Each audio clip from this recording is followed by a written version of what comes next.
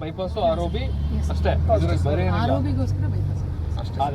ಸಲುವಾಗಿ ಬೈಪಾಸ್ ಆಗಿದೆ.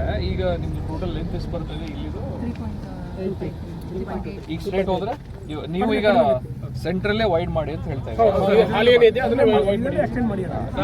ಅಂದ್ರೆ ನೀವು ಹೆಂಗಿದೆ ಹಂಗೆ ಆರೋಪಿ ಮಾಡ್ಕೊಂಡು ಮಾಡಿ ಟೋಟಲ್ ಸರ್ಕಾರಿ ಜಮೀನಿದೆ, ಅಕ್ಕಪಕ್ಕದಲ್ಲಿ ಸರ್ಕಾರಿ ಜಮೀನು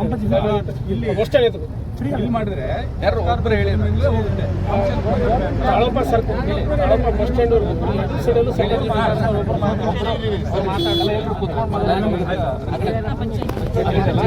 ಹಂಗೆ ಅಲ್ಲಿ ಮಾತಾಡಿ, ಇಲ್ಲಿ ಮಾತಾಡೋದೇನು ನೋಡ ಅಲ್ಲೇ ಮುಂಚೆ ಕುತ್ಕೊಂಡು ಮಾತಾಡಿ. ನೀವು ಜನ ಇದೆ ಅಲ್ಲೇ ಬನ್ನಿ, ನಾವೇ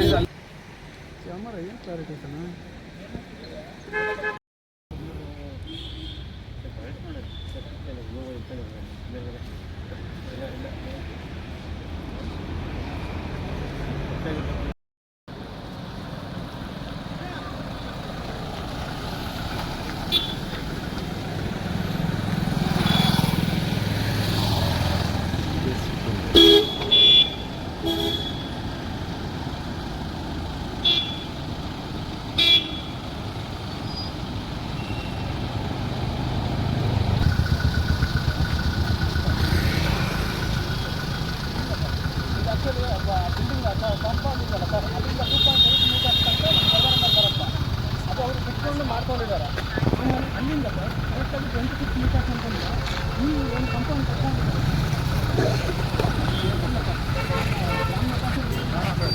ಸರಿ ಸರ್ ಎರಡೂ ಕಡೆನೂ ಹೋಗಲ್ಲ. ಆಫೀಸಲ್ಲಿ ಹೋಗಿ ಇದು ಕೊಟ್ಟುಬಿಟ್ಟೆ ಅಲ್ಲಿ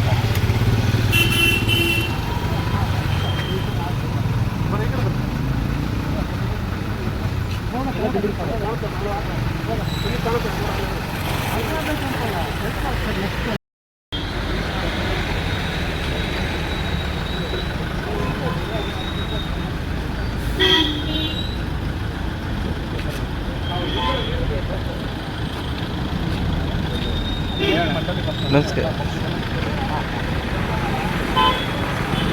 ಸಿ ಎಸ್ ಬಂದಿರೋ ಸರ್?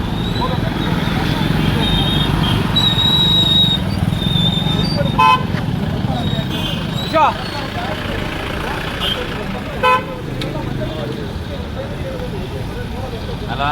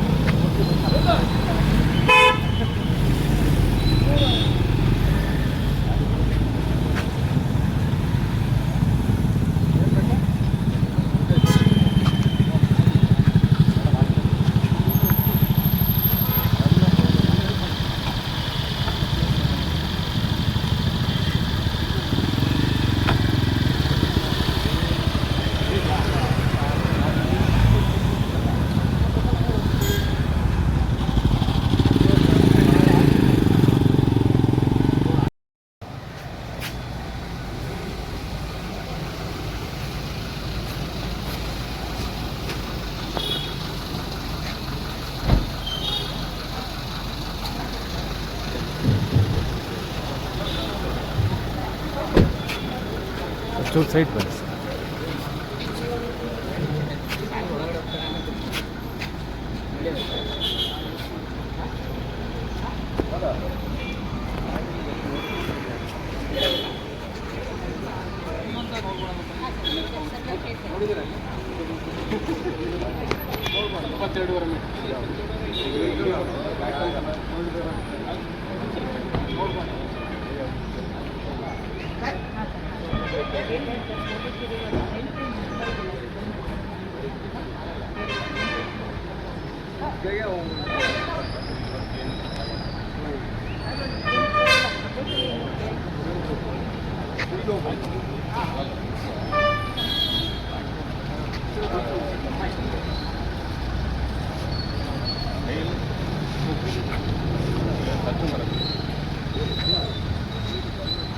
ಅಲ್ಲಿಂದ ನೋಡ್ರಿ.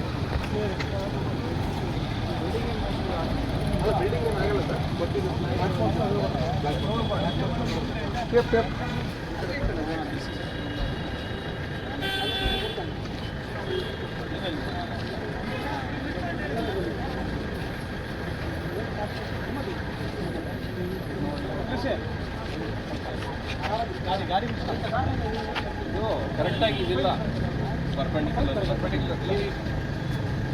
ಈ ಕಡೆ ಬನ್ನಿ ಗಾಡಿ ಬನ್ನಿ ನೀವು ಈ ಕಡೆ ಬನ್ನಿ ಪ್ರಸನ್ನ ಇದು ಈ ಕಡೆ ಇನ್ನು ಈ ಕಡೆ ಹಾಂ ಬಸ್ ಈಗ ಬಿಲ್ಡಿಂಗ್ ಏನು ಹೋಗಲ್ಲ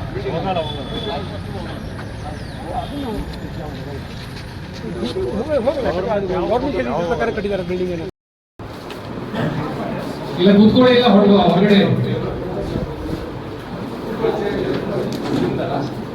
ಆಯ್ತು ಆಫ್ ಮಾಡಿ ಅಲ್ಲ ಅದೇನು ಇದು ಇಲ್ಲ ಈಗ ನೋಡಿ ವೈಟ್ ಆಮೇಲೆ ಈಗ ತಮಗೆ ಒಂದು ಮಾಹಿತಿ ಫಸ್ಟ್ ನಾನು ಕೊಡ್ತೀನಿ ಆಮೇಲೆ ತಮ್ಮ ಅವಕಾಶ ರೈಲ್ವೆ ಓವರ್ ಬ್ರಿಡ್ಜ್ ಏನು ಕಾಮಗಾರಿ ಇದೆ ಆ ರೈಲ್ವೆ ಓವರ್ ಬ್ರಿಡ್ಜ್ ಕಾಮಗಾರಿ ಅಲೈನ್ಮೆಂಟ್ ಏನಿದೆ ಅದ್ರ ಬಗ್ಗೆ ನಾನು ಪರಿಶೀಲನೆ ಮಾಡಕ್ ಬಂದಿದ್ದೀನಿ ತಮಗೆ ಗೊತ್ತಿರೋ ವಿಚಾರ ಈಗಾಗಲೇ ರಾಷ್ಟ್ರೀಯ ಹೆದ್ದಾರಿಯಿಂದ ಏನು ಕಾಮಗಾರಿ ಬರ್ತದೆ ಆಯ್ತಾ ಅದು 45 ಮೀಟರ್ ಟೋಟಲ್ ಅಕ್ವೇಷನ್ ಆಗುತ್ತೆ ಅಂದ್ರೆ ಈಗ ಎಕ್ಸಿಸ್ಟಿಂಗ್ ಏನ್ ರೋಡ್ ಇದೆ ಅದನ್ನ ಬಿಟ್ಟು ಅಂದ್ರೆ ಟೋಟಲ್ ಒಟ್ಟು 40 ಇನ್ಕ್ಲೂಡಿಂಗ್ ಎಕ್ಸಿಸ್ಟಿಂಗ್ ರೋಡ್ ಸೇರ್ಕೊಂಡು 45 ಮೀಟರ್ ಟೋಟಲ್ ಎಕ್ಸ್ಟೆನ್ಷನ್ ಇದು ಎಕ್ಸಿಸ್ಟಿಂಗ್ ಆಗುತ್ತೆ ಅಲ್ವಾ ಟೋಟಲ್ ಎಷ್ಟು ಬಿಡ್ತು ರೋಡ್ ಬಿಡ್ತು ಹೊಸ ರೋಡ್ ಬರೋದು ಹೌದಾ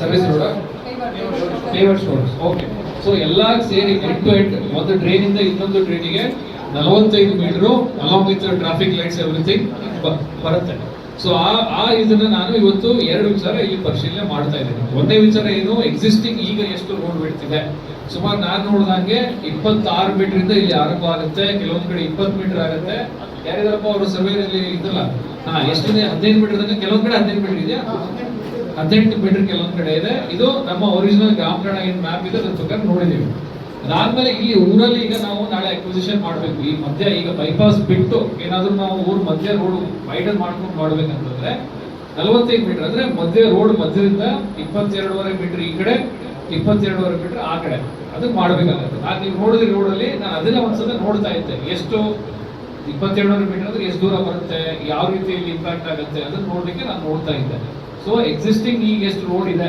ನಮ್ಮ ರೆವೆನ್ಯೂ ನಕಾಶೆ ಪ್ರಕಾರ ಅದು ಮತ್ತೆ ನಾಳೆ ಅಕ್ವಿಷನ್ ಆದ್ರೆ ಎಷ್ಟಾಗುತ್ತೆ ಎರಡೂ ವಿಚಾರವನ್ನು ನಾನು ಗಮನಿಸಿದ್ದೀನಿ ಅದ್ರ ಜೊತೆಗೆ ಬೇರೆ ಬೇರೆ ಮಾಹಿತಿಯನ್ನ ನನ್ನಿಂದ ಸರ್ಕಾರಕ್ಕೆ ಕೇಳ್ತಾ ಇದ್ದಾರೆ ಇಲ್ಲಿ ಎಷ್ಟು ಅಂಗಡಿಗಳು ಬರ್ತಾ ಇದೆ ಇಲ್ಲಿ ಎಷ್ಟು ಗೌರ್ಮೆಂಟ್ ಲ್ಯಾಂಡ್ಗಳು ಬರ್ತಾ ಇದೆ ಇಲ್ಲಿ ನಕಾಶೆ ಏನಿದೆ ಇದೆಲ್ಲ ಮಾಹಿತಿಯನ್ನ ನಾನು ಸರ್ಕಾರಕ್ಕೆ ಕೊಡ್ತೀನಿ ಅದ್ರ ಜೊತೆಗೆ ತಾವು ಇವತ್ತು ಏನ್ ಬಂದಿದ್ದೀರಾ ತಮ್ಮ ಇದರಲ್ಲಿ ಅಭಿಪ್ರಾಯ ಏನಿದೆ ತಮ್ಮ ಪರಿಚಯ ಮಾಡಿಕೊಂಡು ತಮಗೆ ಜಾಗ ಏನಾದ್ರು ಹೋಗ್ತಾ ಇದ್ರೆ ಆ ಜಾಗದ ಸರ್ವೆ ನಂಬರ್ ಅದನ್ನೆಲ್ಲ ಹೇಳ್ಬಿಟ್ಟು ಆ ಎಕ್ಸ್ಟೆಂಟ್ ಮೆನ್ಷನ್ ಮಾಡ್ಬಿಟ್ಟು ಯಾರು ಪ್ರೊಸೀಡಿಂಗ್ಸ್ ಯಾರು ಮಾಡ್ತಾ ಇದ್ರೆ ಅವ್ರು ಮಾಡ್ಕೋಬೇಕು ಇದನ್ನೆಲ್ಲ ಯಾರು ಜನ ಹೇಳ್ತಾರೆ ಅದನ್ನು ಬರ್ಕೋಬೇಕಿಲ್ಲ ಯಾರಿಗೆ ಹೇಳ್ತೀರಾ ಮೇಡಮ್ ಇದೇನಪ್ಪ ಡೈರಿ ಪೆನ್ನು ಹೆಸರು ಅವ್ರ ಸರ್ವೆ ನಂಬರು ಎಷ್ಟು ಜಾಗ ಎಲ್ಲಿ ಹೋಗ್ತಾ ಇದೆ ಅದ್ರ ಬಗ್ಗೆ ಆ ಬೈಪಾಸ್ ಅಲ್ಲಿ ಹೋಗೋರು ರೈತರಿದ್ರೆ ಅವ್ರು ಹೇಳ್ಬೋದು ಅಥವಾ ಇಲ್ಲಿ ಮಧ್ಯಭಾಗದಲ್ಲಿ ಹೋಗೋರು ಈಗ ನನಗೊಬ್ರು ಸಿಕ್ಕರು ನೀವು ಮಾಡಿ ಮಧ್ಯನೇ ಮಾಡಿ ಚೆನ್ನಾಗಿದೆ ಅಂತಂದ್ರು ಇನ್ನೊಬ್ರು ಬೇಡ ಮಧ್ಯ ಅಂತಂದ್ರು ಅವರು ಸಹಿತ ನೀವು ಎಲ್ಲಿ ಮಧ್ಯಭಾಗದಲ್ಲಿ ಹೋಗ್ತಾ ಇದೆ ನಿಮ್ಮ ಹೆಸರೇನು ನಿಮ್ಮ ಪ್ರಾಪರ್ಟಿ ಎಲ್ಲಿ ಬರ್ತದೆ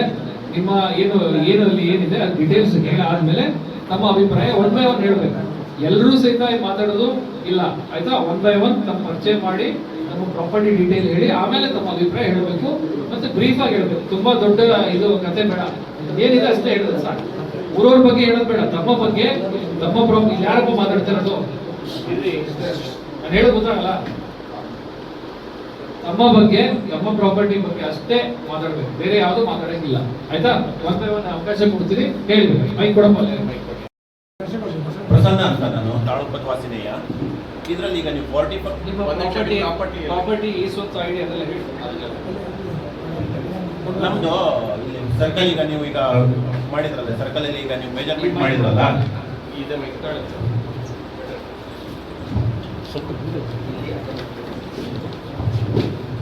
ಈಗ ಸರ್ಕಲ್ ಅಲ್ಲಿ ನೀವೇನು ಈಗ ಮೆಜರ್ಮೆಂಟ್ ಮಾಡಿದ್ರಲ್ಲ ಅದರಿಗಿಂತ ಒಂದು 100 ಮೀಟರ್ ಮುಂದೆ ಬರುತ್ತೆ ಯಾವ ಅಂಗಡಿ ಇದೆಯಾ ಏನಿದೆ ಅಂತ ಮನೆ ಇದೆ ಹೇಳಿಲ್ಲ ಮನೆ ನಂಬರ್ ಏನು ಹೇಳಿಲ್ಲ ಪ್ರಾಪರ್ಟಿ ಅದು ಈ ಸೊಸೈಟಿ ಪ್ರಾಪರ್ಟಿ ನಮ್ಮ ತಂದಿಲ್ಲ ನಿಮ್ಗೆ ಗೊತ್ತಲ್ಲಪ್ಪ ಗೊತ್ತಿದೆ ಪಿಡಿ ಅವರಿಗೆ ಗೊತ್ತಿದೆ ಪಿಡಿ ಅವ್ರಿಗೆ ಒಂದು ಚೇರ್ ಕೊಡಿ ಇಲ್ಲಿ ಕರೆಕ್ಟಾಗಿ ಕೂತ್ಕೊಂಡು ಬರೀರಪ್ಪ ಸರ್ ಈಗ ನೀವು 45 ಮೀಟರ್ಸ್ ಅಂತ ಹೇಳಿದ್ರಲ್ಲ ಆಲ್ರೆಡಿ ಈಗ ಇದರಲ್ಲಿ ನಮ್ಗೆ ಆರ್ಡರ್ ಕಾಪಿ ಇರೋದು 28 ಮೀಟರ್ ಇದೆ ಒಂದು ಸಲ ನೀವು ನೋಡ್ಕೊಡಿ ನೀವು ಮಾತಾಡೋಣ ನೋಡಿ ಅವ್ರೆ ಈಗ 28 ಮೀಟರ್ ಇಲ್ಲಿ ಕೊಟ್ಟಿರೋದು ಒಂದು ಎಕ್ಸಿಸ್ಟಿಂಗ್ ರೋಡ್ ಇದೆ ಕೆಲವೊಂದ್ ಕಡೆ 26 ಇದೆ ಕೆಲವೊಂದ್ ಕಡೆ 28 ಇದೆ ಆ ರೋಡಲ್ಲಿ ಏನ್ ಬರ್ತದೆ ನೋಡಿ ಅಂತ ಹೇಳಿದ್ದಾರೆ.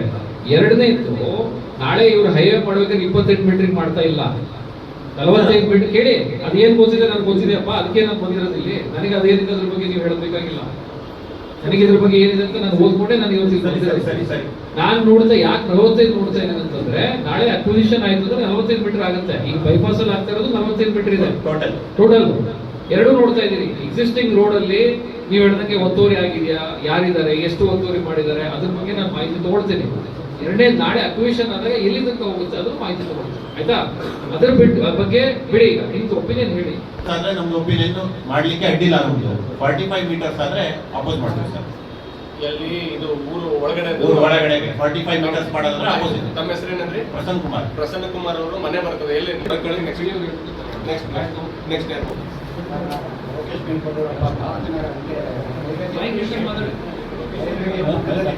ಮೈಕ್ ಆಫ್ ಮಾಡ್ಕೊಟ್ಟಿಯಲ್ಲ, ಮೈಕ್ ಆಫ್ ಮಾತಾಡಿ. Survey number 76 sir. ನಾನು 30 ಗುಂಟೆ ರೋಡ್ ಮಾಡ್ಕೊಂಡಿದ್ದೀನಿ, ಅದೊಂದು ಮನೆಯೂ ಕೂಡ ಕಟ್ಕೊಂಡಿದ್ದೀನಿ. ನಂದು ಮನೆ ಮತ್ತೆ ತೋಟ ಎರಡೂ ಹೋಗ್ತಾ ಇದೆ ಬೈಪಾಸ್. ಹಾಗಾಗಿ ನನಗೀಗ ಅವೆರಡೂ ಹೋಗೋದ್ರಿಂದ ನನಗೆ ತುಂಬ ಸಮಸ್ಯೆ ಆಗಿದೆ ಸರ್. ಹಾಗಾಗಿ ನಾನು ಇಲ್ಲೇ ಹೋಗ್ಬೇಕು. ನನಗೆ ನನ್ನಂತ ಅನೇಕ ಎಷ್ಟು ರೈತರು ಇದ್ರಲ್ಲ ಅಷ್ಟು ತೊಂದರೆ ಆಗ್ತದೆ ಸರ್.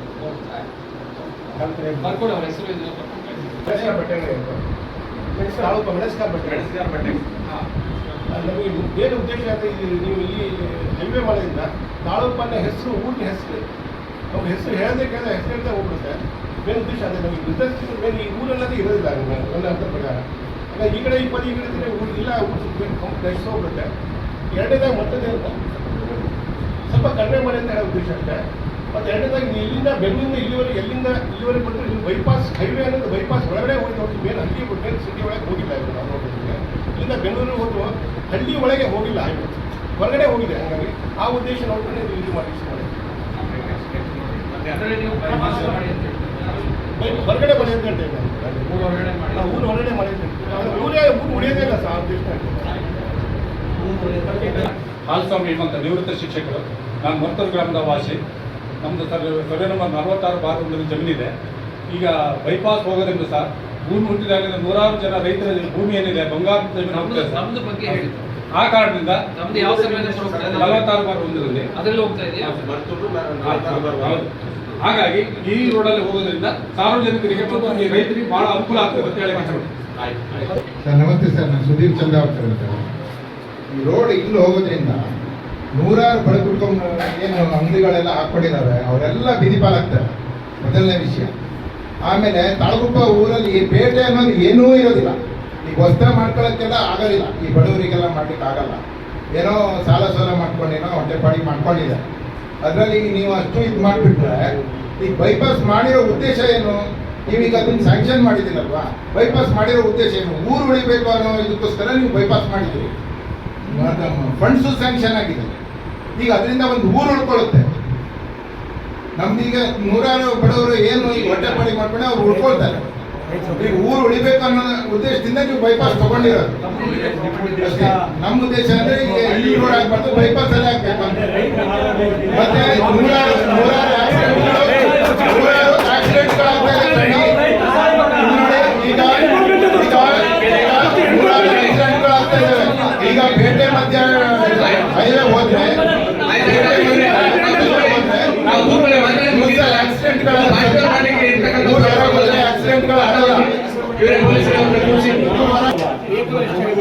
ತಮ್ಮದು ಯಾಕೆ ಪ್ರಾಪರ್ಟಿ ಇದ್ರಲ್ಲಿ ಹೋಗುತ್ತೆ. ಸರ್ವೆ ನಂಬರ್ ಇದ್ರೆ ಸರ್ವೆ ನಂಬರು, ಗ್ರಾಮ ಠಾಣದಲ್ಲಿ ಇದ್ರೆ ಮನೆ ಹೋಗ್ತಿದ್ರೆ ಮನೆ, ಅಂಗಡಿ ಹೋಗ್ತಿದ್ರೆ ಅಂಗಡಿ. ಪುಟ್ಟಪ್ಪ ಇದೆ. ಮೆಣಸಿನಕಾಯಿ ಜವಳಿ ಅಂಗಡಿ ಪಕ್ಕ ನಮ್ದು ವಾಸದ ಮನೆ ಇದೆ. ಮತ್ತೆ ನಾವೊಂದು 50-60 ವರ್ಷದಿಂದ ಅಲ್ಲೇ ವಾಸ ಮಾಡ್ಕೊಂಡಿದ್ದೇವೆ. ನಮ್ಮದು ಬಿಲ್ಡಿಂಗ್ ಇದೆ.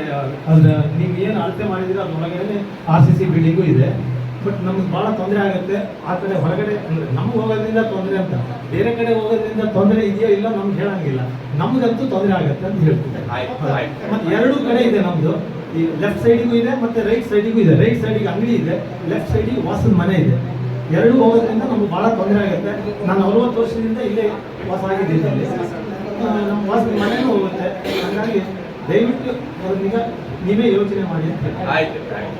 ನನ್ನ ಹೆಸರು ಕೃಷ್ಣಮೂರ್ತಿ ಎಸ್ ಪೂರ್ಣ ಅಂತೇಳಿ. ನಾನು ಒಬ್ಬ ಹೋಟ್ಲ್ ಮಾಲೀಕ. ನಂತರ ಸ್ವಂತ ಜಾಗ ಇದೆ. ಪೇಟೆ ಭಾಗದಲ್ಲಿ ಹೋಗೋದ್ರಿಂದ ನಾವು ಮನೆ ಮತ್ತು ಹೋಟೆಲ್ ಎರಡೂ ಒಟ್ಟಿಗೆ ಇದೆ. ಹಾಗಾಗಿ ಇಲ್ಲಿ ಹೋಗೋದ್ರಿಂದ ನಮ್ಮ ಅಸೆಟ್ಗಳು ಏನು ಉಳಿಯೋದಿಲ್ಲ. ಹಾಗಾಗಿ ಇದ್ರ ಬಗ್ಗೆ ಸ್ವಲ್ಪ ಗಮನ ಹರಿಸಬೇಕು ಅಂತ ನಾನು ತಮ್ಮಲ್ಲಿ ಕೇಳ್ತೀನಿ.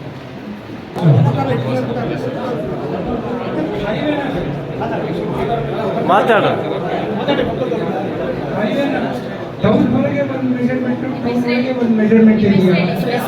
ನಮ್ಮ ಹೆಸರು ಹೇಳಿ. ಕುಮಾರಸ್ವಾಮಿ. ಕುಮಾರಸ್ವಾಮಿ. ತಮ್ಮದು ಎಲ್ಲಿ ಪ್ರಾಪರ್ಟಿ ಎಲ್ಲಿದೆ?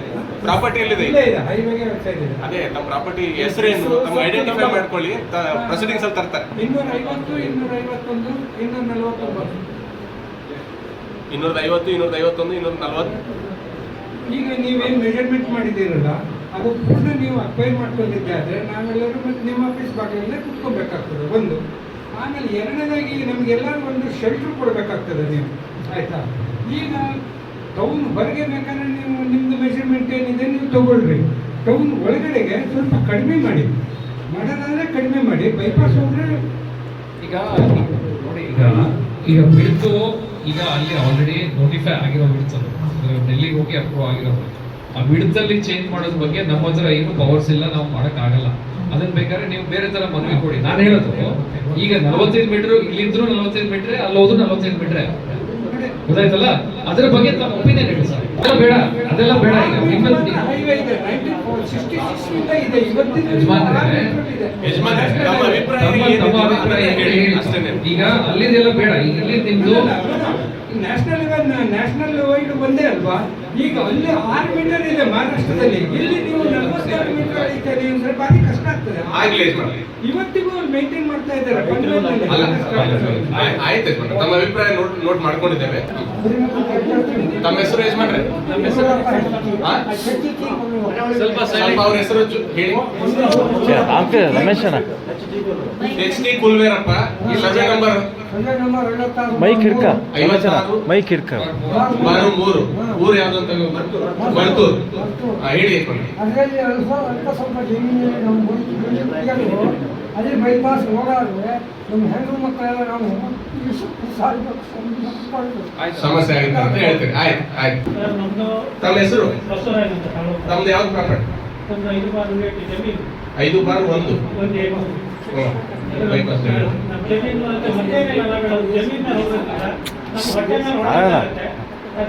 ಜಮೀನು ಉಳಿಸ್ಕೊಡಿ ಅಂತ ನೀವೇನು ಮಾಡ್ತೀಯ ಅನ್ನೋದು ಪ್ರಶ್ನೆ ನಾವು ಹೇಳಲ್ಲ.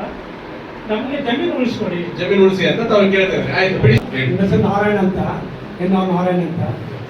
ನಂದು ಪ್ರಾಪರ್ಟಿ 8/4. 8/4 ಮಧ್ಯದಲ್ಲಿ ಹೋಗ್ತಾ ಇದೆ. ನಾನು ಹೇಳಿದೆ, ನಾವು ರಿಕ್ವೆಸ್ಟ್ ಮಾಡ್ತೀನಿ, ಆವಾಗಲೇ ಒಂದು ಸೈಡ್ ತಗೊಳ್ಳಿ, ನಾವು ಇಟ್ಕೊಡ್ತೀವಿ ನಮ್ಮ ಲ್ಯಾಂಡ್ಸಲ್ಲಿ. ನಮ್ಮ ಇಡೀ ಭಾಗ ಐತೆ, ನಮ್ಮ ಮಿಸಸ್ ಹೆಸರಿಗೆ ಒಂದು 2 ಎಕರೆ ಭಾಗ ಇದೆ, ನನ್ನ ಹೆಸರಿಗೆ 1 ಎಕರೆ ಭಾಗ ಇದೆ. ಮಿಟ್ಲು ಕಟ್ಟಾಗ್ತಾ ಇದೆ, ಬೋರ್ ಒಂದು ಸೈಡ್ ಆಗುತ್ತೆ, ನಮ್ಮ ಬಾವಿ ಒಂದು ಸೈಡು, ಮನೆ ಒಂದು ಸೈಡ್ ಆಗ್ತದೆ. ಒಂದು ಸೈಡ್ ತಗೊಳ್ಳಿ, ಆ ಕಡೆ ತಗೊಳ್ಳಿ, ಈ ಕಡೆ ತಗೊಳ್ಳಿ, ಬಿಟ್ಕೊಳ್ಳಿ. ನಾವು ರೆಡಿ ಇದೀನಿ ನನಗೆ ಅದು ಮಾಡ್ತೀನಿ ಅಂತ ಹೇಳಿ ಆ ಪೀರ್ ಭಾಷೆ ಕೊನೆಯವರೆಗೂ ಪ್ರಾಮಿಸ್ ಮಾಡಿ ಅವ್ರು ಮಾಡಿದ್ದು ಮಧ್ಯನೇ ಮಾಡಿದೆ. ಅಂದ್ರೆ ತಾವು ಹೇಳೋದು ಈಗ ತಮ್ಮ ಬಾಗಾಯತಿ ಜಮೀನು ಮಧ್ಯ ನಿಮ್ಗೆ ಅದು ತೊಂದರೆ ಆಗ್ತಾ ಇದೆ. ಅಲೈನ್ಮೆಂಟ್ ಚೇಂಜ್ ಆದ್ರೆ ತಾವು ರೆಡಿ ಮಾಡಿಲ್ಲ. ನೋಟ್ ಮಾಡ್ಕೊಳ್ಳಿ. ರಾಕೇಶ್ ಅವರೇ, ತಮ್ಮ ಹೆಸರು ಏನಂದ್ರೆ? ನಾರಾಯಣ ಅಂತ, NR ನಾರಾಯಣ ಅಂತ. ಸರ್ವೆ ನಂಬರ್ ತಮ್ದು ಏನು ಹೇಳಿದ್ರೆ? 8/4. ಅವ್ರು ಹೇಳ್ತಾ ಇದಾರೆ, ಅವ್ರು ಪಿಟಿಷನರ್ ಕೂಡ ಏನಂತ ಹೇಳ್ತಾ ಇದಾರೆ, ಅಲೈನ್ಮೆಂಟ್ ಪಕ್ಕಕ್ಕೆ ಹೋದ್ರೆ ನಾನು ಬಿಟ್ಕೊಳ್ಲಿಕ್ಕೆ ರೆಡಿ ಇದೀನಿ ಸರ್. ಆಯ್ತು. ಮತ್ತೆ ನಮಸ್ಕಾರ. ನಾನು ನಮ್ದು 10/6 ಸರ್ವೆ ಅದರಲ್ಲಿ ಹೆಸರು ತಾಯಿ ಲಲಿತಮ್ಮ ಅಂತ. ಲಲಿತಾ ನಾರಾಯಣ. ಅಲ್ಲಿ ಏನಾಗುತ್ತೆ ಅಂದ್ರೆ ಪೂರ್ವ ಪಶ್ಚಿಮ ಅಂದ್ರೆ ಮಧ್ಯದಲ್ಲೇ ಕಟ್ ಆಗ್ತಾ ಇದೆ. ಅಂದ್ರೆ ಟೋಟಲ್ ಇಲ್ಲಿಂದನೂ ಹೋಗ್ತಾ ಇದೆ ಅದು. ಅಲ್ಲಿ ಒಂದು ಸೈಡ್ ಆದ್ರೆ, ಯಾಕೆಂತಂದ್ರೆ ನಮ್ಮ ಊರೊಳಗೆ ಅಂತ ಅಂದ್ರೆ ಪೇಟೆ ಚೆನ್ನಾಗೂ ಕಾಣುತ್ತೆ. ಯಾಕೆಂತಂದ್ರೆ ಎಷ್ಟೋ ಕಡೆ ನೀವು ಮಾಡಿದ್ದೀರಾ, ನೋಡಿದ್ದೀರಾ. ಆದ್ರೆ ಇಲ್ಲಿ ಮಧ್ಯದಲ್ಲಿ ಹೋಗೋದ್ರಿಂದ ರೈತರ ಜಮೀನು ಉಳಿಯುತ್ತೆ. ಈಗ ನಾವು ಎಲ್ಲರೂ ಕೂಡ ರೈತರು ಅದನ್ನ ನಂಬ್ಕೊಂಡು ಬಂದವು ಸರ್. ನಮ್ಮಲ್ಲಿ ನಮ್ಮ ಕುಟುಂಬದಿಂದ ಯಾರು ಕೂಡ ಅಫಿಷಿಯಲ್ ಆಗಿ ಹೊರಗಡೆ ಹೋಗಿ ಮಕ್ಕಳೆಲ್ಲ ಯಾರು ದುಡಿತಾ ಇಲ್ಲ, ಎಲ್ಲ ವಯಸ್ಸಾಗಿರ್ತಕ್ಕಂಥವ್ರೆ ಮನೇಲಿ ಇದ್ದಂಥವ್ರು. ಹಾಗಾಗಿ ಅದಿಷ್ಟು ಜಮೀನನ್ನು ನಾವು ಬಿಟ್ರೆ, ಅಥವಾ ತೋಟವನ್ನು ಬಿಟ್ರೆ, ಅಥವಾ ಗದ್ದೆಯನ್ನು ಬಿಟ್ರೆ ಬೇರೆ ಕಡೆ ಎಲ್ಲಿಲ್ಲ. ಇನ್ನೊಂದು ನಾನು ಹೇಳ್ಬೇಕು ತಮಗೆ ಅಂತಂದ್ರೆ, ಅಲ್ಲಿಂದ ಇಲ್ಲಿವರೆಗೂ ಕೂಡ ನಮ್ಮ ತಾಳ್ಗುಪ್ಪ ಬೈಲ ಏನು ಜಮೀನಿದೆ, ಇದು ತುಂಬಾ ಸುಂದರವಾಗಿರ್ತಕ್ಕಂಥದ್ದು, ಫಲವತ್ತಾಗಿರ್ತಕ್ಕಂಥದ್ದು, ಮತ್ತೆ ಗೌರಿಕೆರೆ ನೀರನ್ನು ಆಶ್ರಯ ಇಟ್ಕೊಂಡು ಅಲ್ಲಿ ಆಗಿರ್ತಕ್ಕಂಥದ್ದು. ಇಲ್ಲಿ ಮತ್ತೂರಿಂದ ಬಂದರೆ ಬೊಮ್ಮನಾಯಕನ ಕೆರೆ ನೀರಿನ ಒಂದು ಸೋರ್ಸಸ್ ಇಟ್ಟು ಅವರು ಭೂಮಿ ಬೆಳೀತಾ ಇದ್ದಾರೆ. ಹಾಗಾಗಿ ದಯವಿಟ್ಟು ನಾನು ನಿಮ್ಮ ಹತ್ರ ರಿಕ್ವೆಸ್ಟ್ ಮಾಡ್ಕೊಳ್ತಾ ಇದ್ದೀನಿ. ಯಾಕೆಂತಂದರೆ ಹಿಂದೆ ಒಂದ್ಸಲನೂ ಕೂಡ ಬಂದಾಗ ನಾವು ಅದನ್ನು ಹೇಳಿದ್ವಿ, ಇದು ಈ ರೀತಿ ಇದೆ, ಊರೊಳಗೆ ನೀವು ಮಾಡ್ತೀರೋ ಅಥವಾ ಫ್ಲೈಓವರ್ ಮಾಡಿದರೆ ಇನ್ನೂ ಸಂತೋಷನೇ ನಮಗೆ. ಫ್ಲೈಓವರ್ ಮಾಡಿದರೆ ಯಾರಿಗೂ ಕೂಡ ಅದರಿಂದ ತೊಂದರೆ ಆಗಲ್ಲ. ಆ ದೃಷ್ಟಿಯಿಂದ ನೀವು ಅದನ್ನು ಮಾಡಬೇಕು. ಹಾಗೆಯೇ ಇಲ್ಲ ಅಂತ ಅಂದರೆ ನಮ್ಮ ರೈತರ ಜಮೀನನ್ನು ದಯವಿಟ್ಟು ಉಳಿಸ್ಕೊಳ್ಬೇಕು. ಯಾಕೆಂದರೆ ಈ ಕಡೆ ಸರ್ ಇನ್ನೊಂದು, ಈ ಕಡೆ ನಮಗೆ ಮಳೆಗಾಲದಲ್ಲಿ ಈಗಲೂ ಕೂಡ ನೀವು ಬಂದು ನೋಡಿದರೆ ಗೊತ್ತಾಗುತ್ತೆ, ಮರಗಳೆಲ್ಲ ಸ್ವಲ್ಪ ಓರೆ ಆಗುತ್ತೆ. ಎಷ್ಟೇ ಮಣ್ಣನ್ನು ಹಾಕಿ ಮಾಡಿದ್ರು ಕೂಡ ತುಂಬಾ. ಹಾಗಾಗಿ ದಯವಿಟ್ಟು ಅದನ್ನು ಉಳಿಸ್ಕೊಳ್ಬೇಕು ಅಂತ ನಾನು ತಾಲೂಕು ಕೇಶವಮೂರ್ತಿ ಅಂತ ಹೇಳ್ಬಿಟ್ಟು ನನ್ನ ತಮ್ಮಂದಿರ ಹೆಸರು 2 ಜನ ಸಿಡಿ ಜಮೀನಿದೆ. ಒಬ್ಬರಿಗೆ ಹಾರ್ಟ್ ಆಪರೇಷನ್ ಆಗಿದೆ, ಅದರಿಂದ ಅವ್ರು ಬರೋಕ್ಕಾಗಿಲ್ಲ. ಮತ್ತೊಬ್ಬರು ಊರಲ್ಲಿಲ್ಲ. 58/1 ಮೋಹನ್ ಅಂತಿದೆ. ಮತ್ತೊಂದು 66/4 ಅಂತಿದೆ. ಜಯಪ್ರಕಾಶ್ ಅಂತಿದೆ.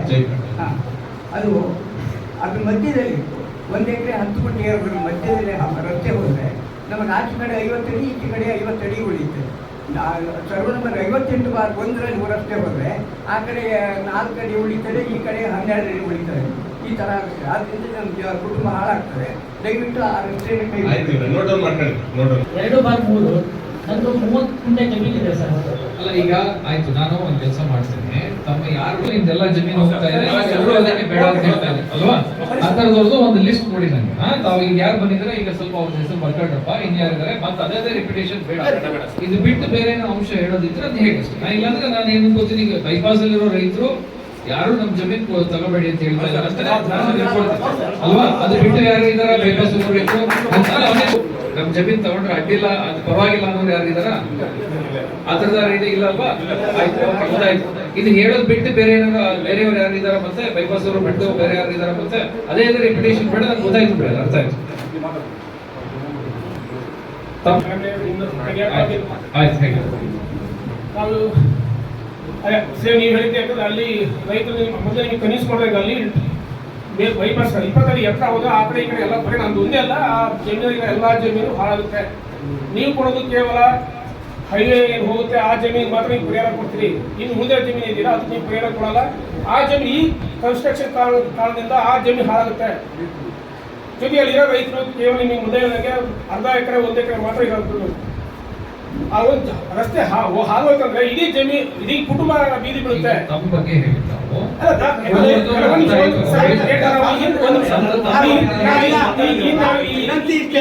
ಸಾರ್ವತ್ರಿಕ ಅವಕಾಶಗಳನ್ನು ಅಭಿಪ್ರಾಯ ಮಾಡಲಿಕ್ಕೆ ಅವಕಾಶಗಳು ಈಗ ಅವಕಾಶ ಕೊಡ್ತಾ ಇದೀನಿ, ಅದನ್ನೇ ಕೇಳ್ತಾ ಇದೀನಿ. ಮತ್ತೆ ಬೇಡ ಕೇಳ್ತಾ ಇದೀನಿ ನಾನು. ನಾವು ಈ ರಾಷ್ಟ್ರೀಯ ಹೆದ್ದಾರಿ ಹೋರಾಟ ಸಮಿತಿಯನ್ನು ಮಾಡ್ಕೊಂಡಿದ್ದೀವಿ. ಈ ಕಾರಣಕ್ಕೆ ಇಲ್ಲಿವರೆಗೂ ಬಂದಿರೋದು ಕೇವಲ ಒಬ್ಬ ರೈತರು ಕೇಳಿದ್ರೆ ಈ ಮಟ್ಟಕ್ಕೆ ಬರ್ತಿಲ್ಲ. ನಾವೆಲ್ಲ ಸಾಮೂಹಿಕವಾಗಿ ಹೋರಾಟ ಮಾಡಿದ್ದೀವಿ. ಇವತ್ತು ಪಾಪ ನೀವು ಅಂತ ಜವಾಬ್ದಾರಿ ಬಿಟ್ಟು ಇಲ್ಲಿ ನಮ್ಮ ಆಹ್ವಾನ ಕೇಳಕ್ ಬಂದಿಲ್ಲ. ಆ ಕಾರಣಕ್ಕೆ ನಾವು ಇನ್ನೊಂದು ಸಣ್ಣ ವಿಚಾರ ಯಾರು ಅಬ್ಸರ್ವ್ ಮಾಡಿಲ್ಲ.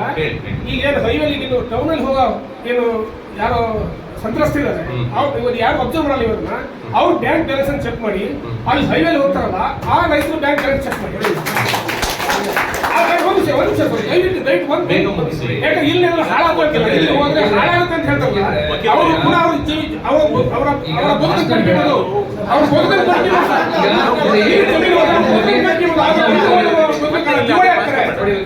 ಸಾಮಾಜಿಕ ನ್ಯಾಯ ಅಲ್ಲಿ ಹೋದ್ರೆ ಅವ್ರು ಮತ್ತೆ ಬದುಕಬೇಕು ಅಂತ ಅಲ್ಲಿ ಹೋದ್ರೆ ತೆಗೆದುಕೊಳ್ತಾರೆ.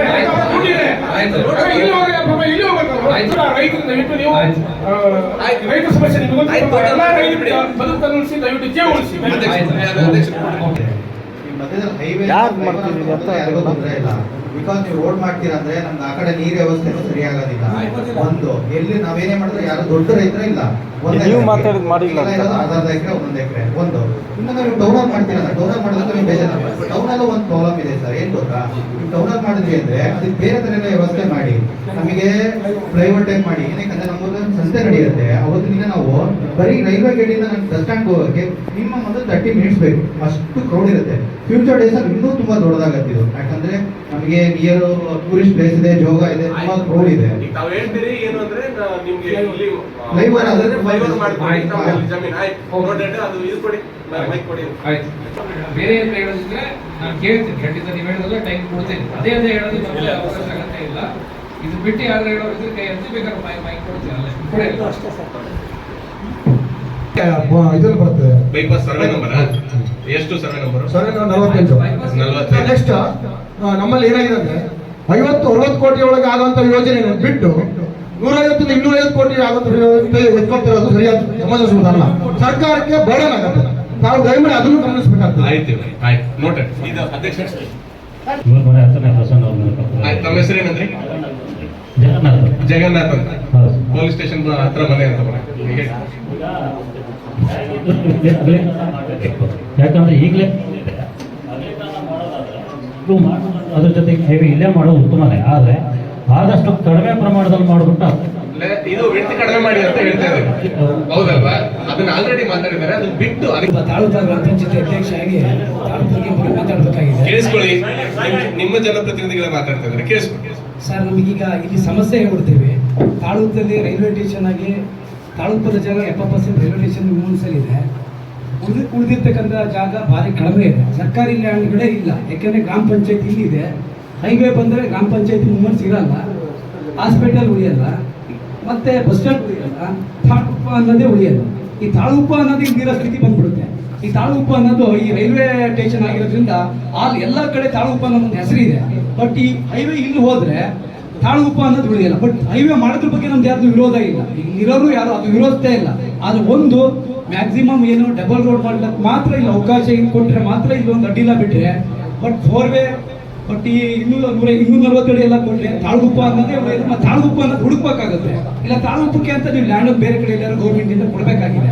ಹಾಗಾಗಿ ಇಲ್ಲಿಯ ಜನರು ಮತ್ತೆ ಇಲ್ಲಿ ಸಾವಿರಾರು ಜನ ಬೀದಿ ವ್ಯಾಪಾರದಲ್ಲಿದ್ದಾರೆ, ಉದ್ಯೋಗ ಮಾಡ್ಕೊಂಡು ಜೀವನ ನಡೆಸ್ತಾ ಇದ್ದಾರೆ. ಅವ್ರಿಗೆಲ್ಲ ಕಷ್ಟ ಆಗುತ್ತೆ. ಹಾಗೆ ಯಾರ್ಯಾರ ಅಕೌಂಟಲ್ಲಿ ಎಷ್ಟಿದೆ ಅನ್ನೋದು ಇಂಪಾರ್ಟೆನ್ಸ್ ಅಲ್ಲ, ಅವರಿಂದ ಎಷ್ಟೋ ಜನರಿಗೆ ಕೆಲಸ ಆಗ್ತಾ ಇಲ್ಲ. ಒಂದು ಅಂಗಡಿಯಿಂದ ಒಂದು 20 ಜನರು ಕೆಲಸ ಮಾಡ್ಕೊ ಹೋಗ್ತಾ ಇದ್ದಾರೆ. ಅವರ ವ್ಯವಸ್ಥೆಗಳನ್ನು ನಾವು ಯೋಚನೆ ಮಾಡಬೇಕಾಗುತ್ತೆ. ಇವತ್ತು ಯಾವತ್ತು ನಾವು ಸಾರ್ವಜನಿಕವಾಗಿ ಮಾತಾಡಬೇಕಾದ್ರೆ ಅವ್ರ ವೈಯಕ್ತಿಕ ಅವ್ರ ವ್ಯವಸ್ಥೆಯನ್ನು ಮಾತಾಡಬಾರ್ದು ಅನ್ನೋದು ನನ್ನ ಅನಿಸಿಕೆ. ಹಾಗಾಗಿ ತಾಲೂಕು ಬಗ್ಗೆ ಮಾತಾಡಬೇಕಂದ್ರೆ ಸರ್, ತಾಲೂಕು ಉಳಿಬೇಕು ಅಂದರೆ ಹೈವೇನ ನೀವೇನಾದ್ರು ಒಂದು 30 ಮೀಟರ್ 10 ಮೀಟರ್ ಆ ಕಡೆ ಈ ಕಡೆ ಮಧ್ಯೆ ತಗೊಂಡ್ರೆ ಮಾತ್ರ ಒಂದು ಒಳ್ಳೇದು ಅಂತ ಹೇಳ್ತಾ ನಾವು ರೈತರ ಬಗ್ಗೆ ಮಾತಾಡಲ್ಲ. ಯಾಕೆ ನಾನೊಬ್ಬ ರೈತರ ಮಗಾಗಿ ಅಲ್ಲಿ ಮಾಡ್ರಿ ಅಲ್ಲಿ ಮಾಡಬೇಡ್ರಿ ಅಂತ ನನಗೆ ಹೇಳೋಕ್ಕಾಗಲ್ಲ. ಆದರೆ ತಾಲೂಕು ಅಂತ ಬಂದಾಗ ತಾಲೂಕು ವಿಚಾರ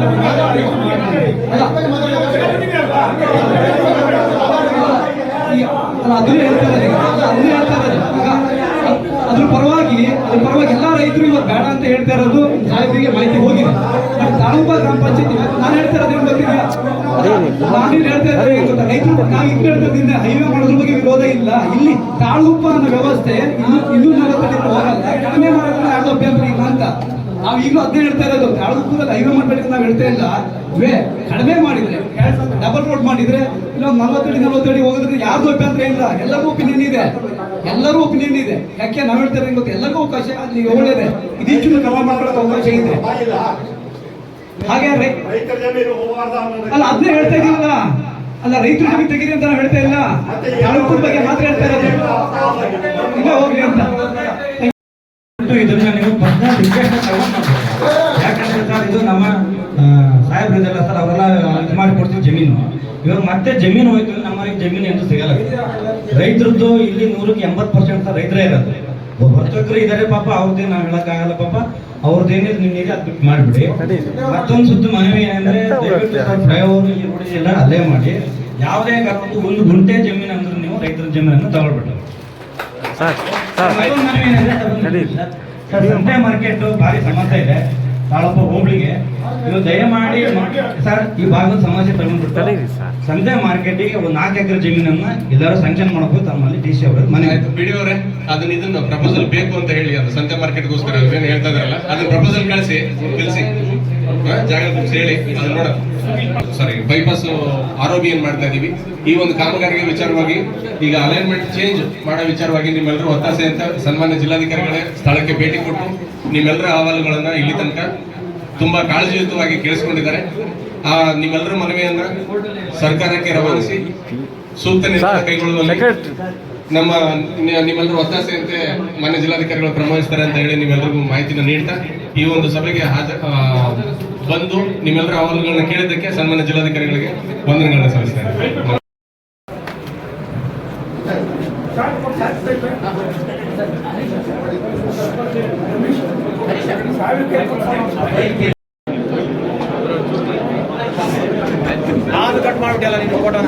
ಅಲ್ಲ ಅವನು ಅಲ್ಲ ಅವ್ರು ತೆಗಿತಾ ಇದ್ದಾರೆ ಹರೀಶ ತೆಗಿತೀವಿ ಅಲ್ಲ ಹರೀಶ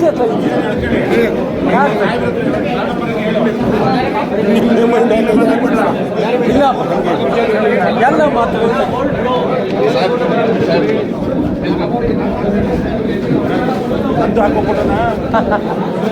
ಸರ್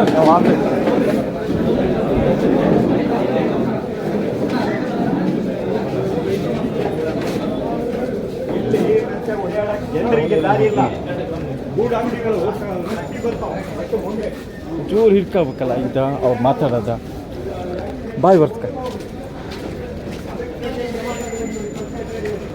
ಬರ್ರಿ ಇದು ಈ ಕಡೆ ಬರ್ರಿ ಹಾಂ ಕ್ಯಾಮ್ರಾಮನ್ ಸ್ಟಾರ್ಟ್ ಓಂಕಾರ ಜೊತೆ ಮಣಿ ಅಂತ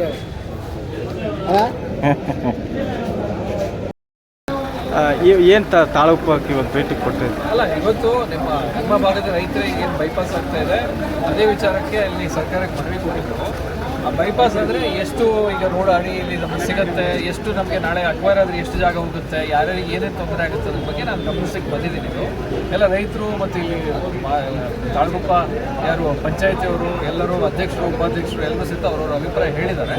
ಅದರ ಆಧಾರದ ಮೇಲೆ ಸಾಕಷ್ಟು ಮಾಹಿತಿಯನ್ನು ಸರ್ಕಾರದಿಂದ ಕೇಳಿದ್ದಾರೆ. ಅದನ್ನೆಲ್ಲ ಸಹಿತ ನಾನು ಕಳಿಸ್ಕೊಡ್ತೀನಿ. ಸರ್, ಈ ಬಗ್ಗೆ ಕೋರ್ಟಿಂದ ಏನಾದ್ರು ಆದೇಶ ಬಂದಿದೆ ಸರ್ ತಮಗೆ ವರದಿ ಕೊಡೋಕ್ಕೆ? ಆದೇಶ ಏನಿಲ್ಲ, ಕೋರ್ಟಲ್ಲಿ ಕೇಸ್ ನಡೀತಾ ಇರೋದು. ಈ ಬೈಪಾಸ್ ಸಂಬಂಧ ಕೆಲವೊಬ್ಬರು ರೈತರು ಅಲ್ಲಿ ಕೋರ್ಟಲ್ಲಿ ಕೇಸ್ ಹಾಕೊಂಡಿದ್ದಾರೆ ಅಂತ ನಮಗೆ ಗಮನಕ್ಕೆ ಬಂದಿದೆ. ಅಲ್ಲಿಂದ ಆದೇಶ ಆ ಥರದ್ದೇನು ಬಂದಿಲ್ಲ ಸರ್. ಆಮೇಲೆ ಹೈವೇ ಆ ಕಡೆ ಈ ಕಡೆ ಎಡ ಮತ್ತು ಬಲ ಭಾಗದಲ್ಲಿ ಗಿಡಗಂಟೆಗಳು ಬೆಳೆದಿದ್ದಾವೆ. ಲಕ್ಷಾಂತರ ರೂಪಾಯಿ ಟೆಂಡರ್ ಆದರೂ ಸಹ ಗಿಡ ಮೊನ್ನೆ ಸಹ ಒಂದು ಆಕ್ಸಿಡೆಂಟ್ ಆಗಿ 2 ಜನ ಡೆತ್ ಆಗಿದ್ದಾರೆ. ಕೆಲವೊಂದು ಕಡೆ ಬ್ಲ್ಯಾಕ್ ಸ್ಪಾಟ್ಸ್ ಆಗಿದೆ, ನೀವು ಹೇಳಿದಂಗೆ ಗಿಡದ್ದು ಎಲ್ಲ ಸಮಸ್ಯೆ ಅಂತ ಹೇಳಿದ್ದಾರೆ. ನಾನು ಈಗ ಸಾಗರಕ್ಕೆ ಹೋಗಿ NH ಅಧಿಕಾರಿ ಕರೆಸಿ ಎಲ್ಲೆಲ್ಲಿ ಸಮಸ್ಯೆ ಇದೆ ನಾನು ಮಾಹಿತಿ ಪಡೆದು ಸರಿ ಮಾಡ್ಲಿಕ್ಕೆ ಹೇಳ್ತೀನಿ. Thank you sir.